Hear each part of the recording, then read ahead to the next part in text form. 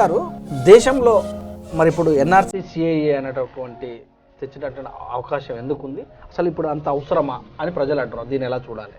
राष्ट्रीय स्वयंसेवक संघ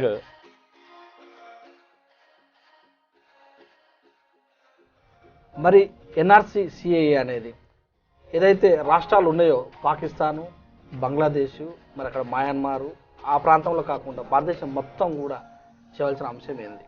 దేశంలో ఉన్న ప్రజల్లో చూసినట్టయితే కేరళలో, పశ్చిమ బెంగాల్లో మీ మిత్రపక్షమైనటువంటి బీహార్లో కూడా వ్యతిరేకిస్తూ ఉంటారు. ఇక్కడ తెలంగాణలో, అటు ఆంధ్రలో కూడా. మరి ఇది ఏ రాజకీయం అంటారు? దీన్ని ఎలా మీరు మలుచుకుంటారు? దేశభక్తి మరి ఢిల్లీలో చూసినట్టయితే చాలా సంఘటనలు కూడా జరుగుతూనే ఉన్నాయి. ఉత్తరప్రదేశ్లో మీ ప్రభుత్వం ఉంది, చాలా మందిని కూడా అక్కడ కాల్ చేయబడ్డారు కూడా తెలుస్తూనే ఉంది. దీన్ని ఎలా చూడాలి? ఐకమత్యత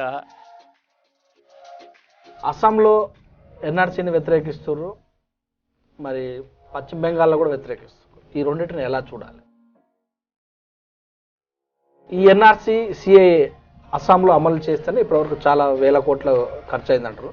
దేశం మొత్తం చేయాలంటే చాలా ఖర్చు అవుతుంది. డెవలప్మెంట్ వదిలిపెట్టి ఇలాంటి పనులు చేయటం ఏందన్నట్టుగా ఒక వాక్యం పడుతుంది. దీన్ని ఎలా చూడాలి? మరి ఈ దేశం యొక్క గొప్పతనాన్ని తెలియజేయాలంటే ఈ దేశాన్ని హిందుత్వ దేశంగా మీరు చేయాలనుకుంటున్నారు. మరి మిత్రపక్షాలు అయితేనే, ప్రతిపక్షాలు అయితేనేమి సెక్యులర్ దేశం అంటారు కదా, దీన్ని ఎలా చూడాలి?